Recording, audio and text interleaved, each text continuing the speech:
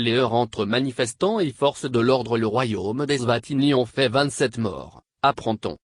Le petit royaume a été le théâtre d'affrontements entre manifestants et policiers qui ont fait 27 morts.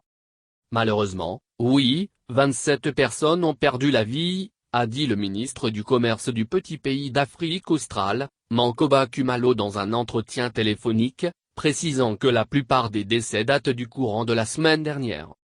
La force a dû être utilisée et dans certains cas, des coups de feu ont dû être échangés et il y a eu des victimes, a-t-il poursuivi. Le pays pauvre et enclavé d'1,3 million d'habitants est secoué depuis quelques semaines par des manifestations contre le régime.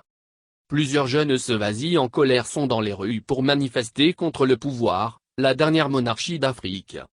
Ils ont pillé et brûlé des magasins, ciblant des propriétés appartenant au roi en Swatini.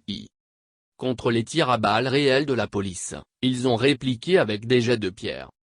Couronné en 1986 à l'âge de 18 ans, Swatini, qui a 15 femmes et plus de 25 enfants, est décrié pour sa poigne de fer, ses frasques et son train de vie fastueux dans un pays dont les 2 tiers de la population vit sous le seuil de pauvreté.